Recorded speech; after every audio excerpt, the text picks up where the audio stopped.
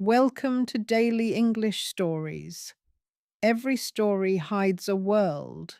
Some inspire, some haunt, some stay forever. Chapter 1. The Restless Heart. Emma's life, at first glance, was everything people often dreamed of.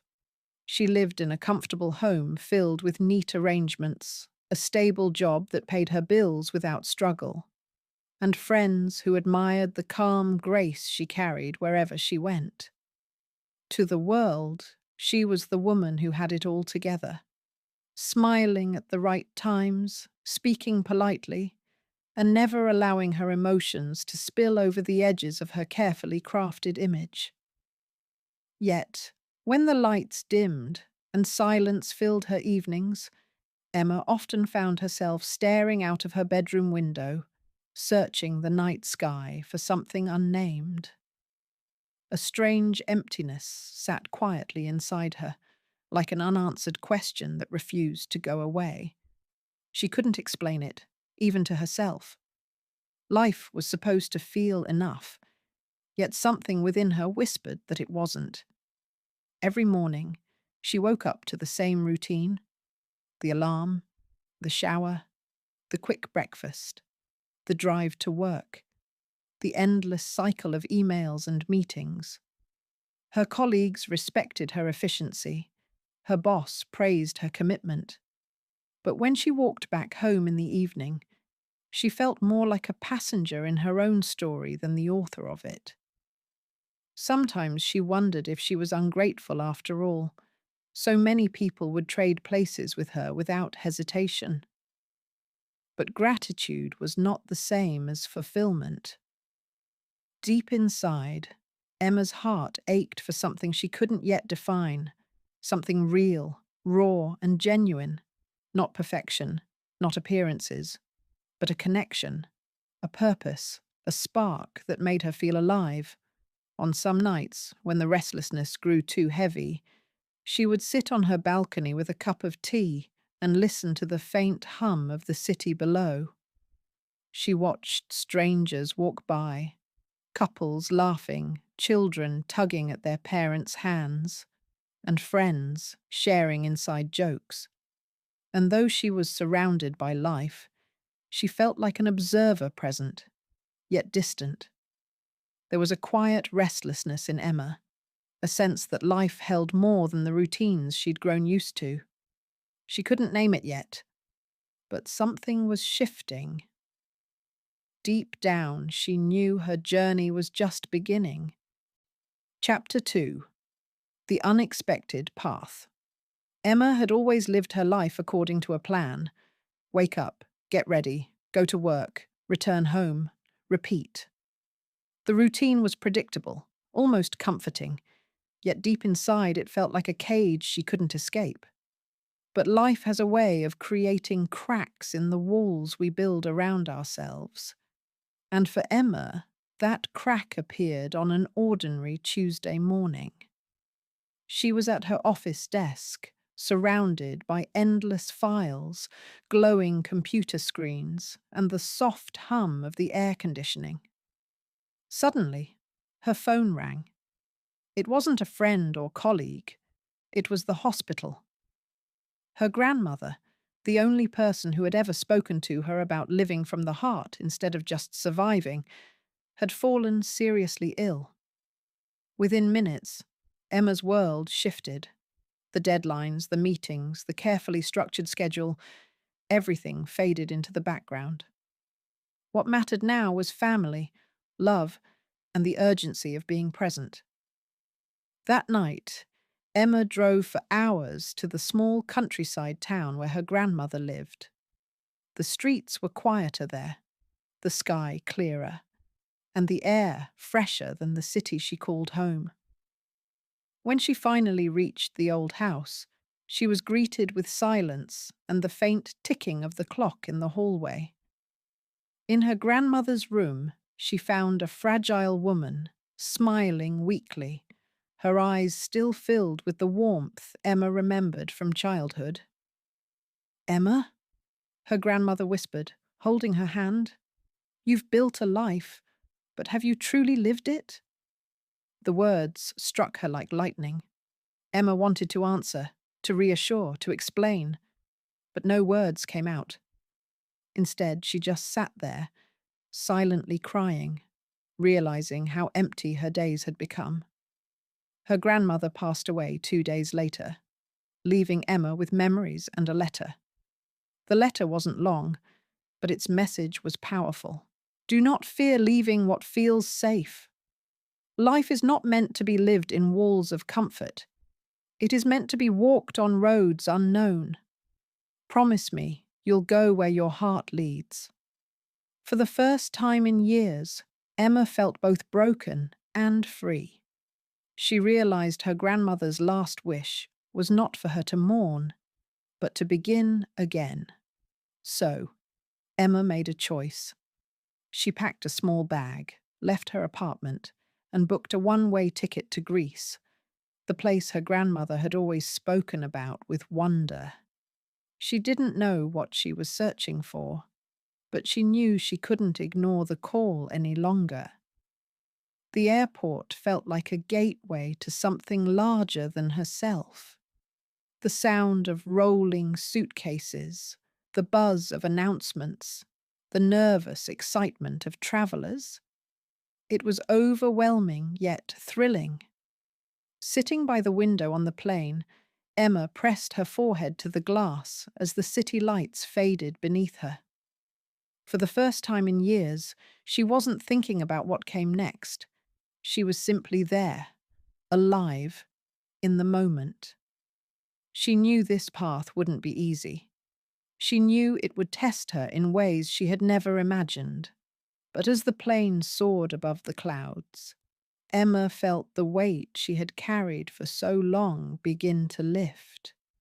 She whispered to herself, almost like a promise, "This is where my real journey begins." And somewhere deep inside, she felt her grandmother smiling. Chapter 3.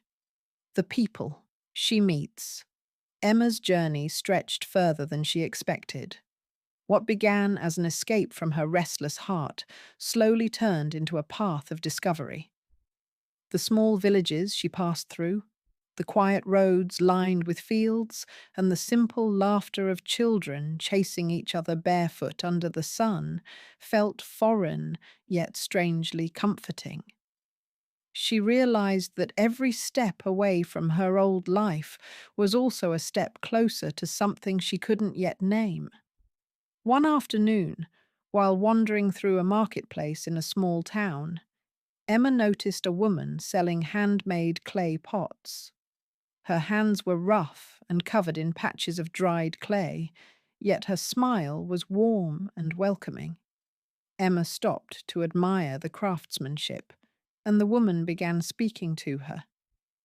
Though they came from different worlds, Emma could feel the sincerity in her voice. The woman told her that she had been making pots since childhood, not because it made her rich, but because it connected her to her ancestors. She explained how shaping the clay gave her peace, and how each pot carried a part of her spirit. Emma held one of the pots in her hands. It wasn't perfect. Its shape was slightly uneven, the glaze cracked in a corner, but somehow it felt alive. "Imperfections are not flaws," the woman said softly, as if reading Emma's thoughts. "They are stories." That sentence struck Emma deeply. All her life she had been chasing perfection, hiding cracks and avoiding flaws. Yet here was a woman who embraced them as part of beauty. Later, Emma came across an old man sitting under a tree with a group of children gathered around him. His voice was low but steady, telling stories of courage, kindness, and mistakes that turned into lessons. The children listened with wide eyes, hanging on to every word. Emma joined them, sitting quietly at the back. After the story ended, she asked the man how long he had been doing this. He chuckled and replied, "As long as I've had a voice." Stories keep us alive. They remind us of who we are. His eyes sparkled with a wisdom Emma hadn't seen before, not the kind taught in books, but the kind born from living fully and simply. As the days went on, Emma met more people who carried with them the same authenticity. A young farmer who worked long days but took joy in watching seeds grow into crops.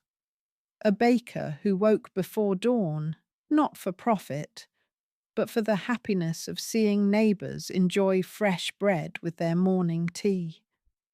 A mother who raised her children with little money, yet abundant love, teaching them gratitude for the smallest of gifts. None of these lives looked glamorous, but they all felt whole in ways Emma's own life never had.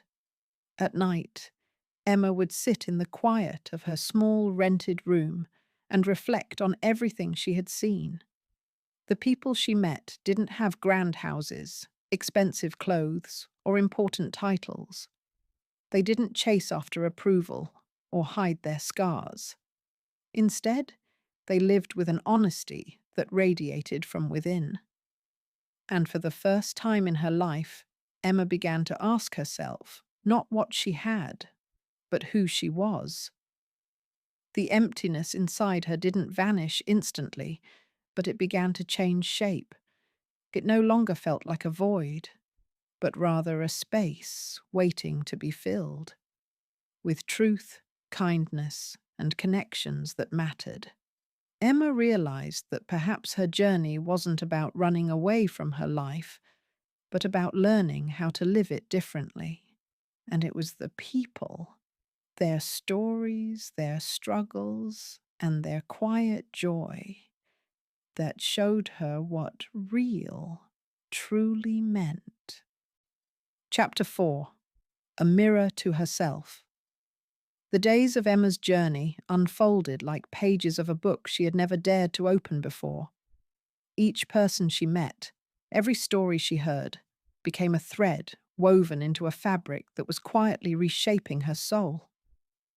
Yet, as much as these new encounters enriched her, they also stirred something unsettled within her. A realization that she had been living behind a mask for too long. One quiet evening, Emma sat by a small lake she had stumbled upon, its surface calm and glistening beneath the gentle silver of the moon. The air was cool, scented with pine and earth, and the water mirrored the sky so perfectly that it felt as though she were staring into another world. She leaned forward, her reflection gazing back at her with eyes that seemed both familiar and strange. For the first time in a long while, Emma allowed herself to truly look, not at the version of herself polished for the world, but at the woman who lingered quietly underneath. Her thoughts wandered back to the life she had left behind. The bustling social gatherings, the polished conversations, the achievements neatly displayed on shelves and in conversations. All of it had once seemed important. Yet now, staring into her own eyes, she wondered if it had all been an elaborate performance. She thought of the people she had met during her journey, the farmer who found joy in the rhythm of planting and harvesting, the old woman who found peace in sharing stories with strangers, the young boy who laughed freely without fear of judgment. None of them lived for appearances. They lived for life itself. Emma felt a heaviness in her chest, a mix of grief and clarity. How many years had she spent chasing approval, when all along what her heart longed for was authenticity? How many times had she silenced her own voice to please others, smiling when she wanted to cry, agreeing when she wanted to resist? The lake's reflection seemed to whisper an unspoken truth. You have been hiding from yourself. Tears stung her eyes, not of weakness, but of recognition. She saw in her reflection the girl she once had been, curious, alive, filled with dreams of adventure and love unbound by expectations. Somewhere along the way, she had buried that girl beneath layers of duty, fear, and the constant need to appear enough. Now, as the stars shimmered above her, Emma realized that this journey was not just about discovering the world, it was about rediscovering herself. The voices of the people she had met seemed to echo in her mind, each carrying a lesson. The farmer's simplicity reminded her that happiness was not complicated. The old woman's kindness taught her that giving was more fulfilling than having. The boy's laughter showed her that freedom lived in innocence. Piece by piece, Emma was holding up a mirror to her own soul, and what she saw was both painful and liberating. She sat by the water for hours, her tears eventually giving way to a calm, steady breath. With each inhale, she felt as though she was breathing herself back into being. With each exhale, she released the burdens she had carried for so long, the fear of failure, the hunger for approval, the weight of pretending. When Emma finally rose from the lakeside, the night was deep, but her heart felt lighter than it had in years. She understood now that the journey was not about becoming someone new. It was about returning to the person she had always been, hidden beneath the noise and expectations of the world. For the first time, Emma saw herself not as others defined her, but as she truly was, fragile yet strong, flawed yet beautiful, restless yet ready to embrace the unknown. And as she walked away from the lake, the reflection of her soul still vivid in her memory, Emma carried with her a newfound resolve to stop living as a shadow of herself and start living as the woman she was always meant to be. Chapter 5. The Genuine Journey. The road back home felt different than when Emma had first set out.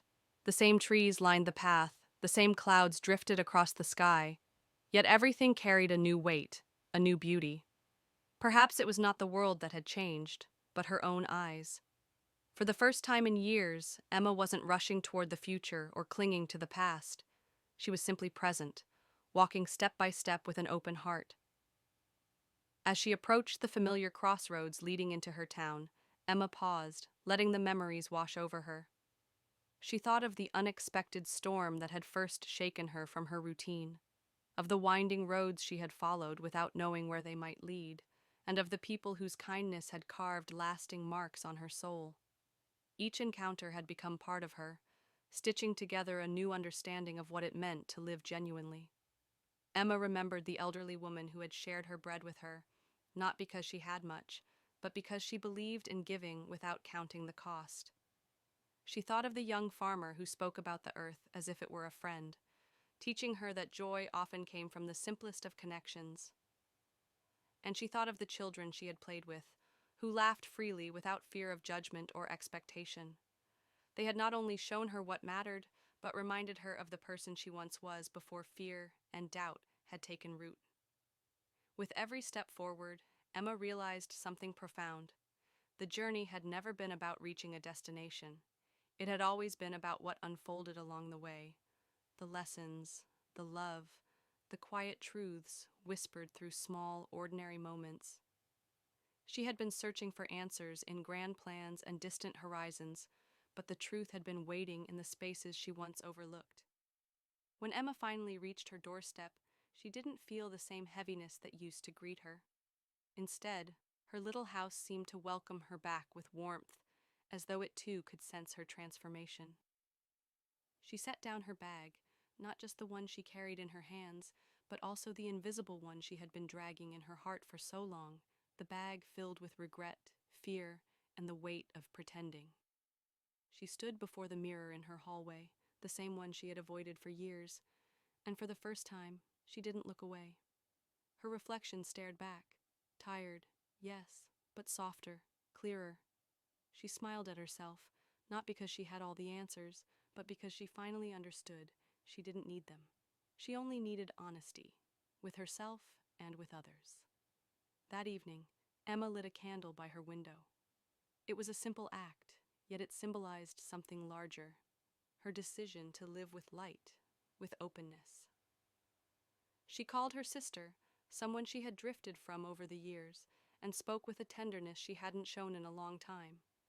She wrote letters she had been too afraid to write before, and when she went outside to breathe the cool night air, she felt no fear of tomorrow.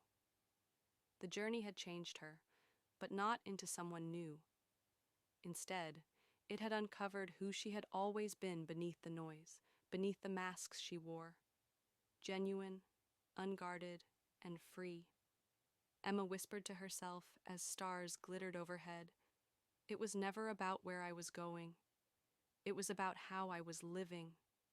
And with that, she stepped into a new chapter of her life, not a journey away from herself, but a journey deeper into truth, into love, into being fully alive. The genuine journey had only just begun,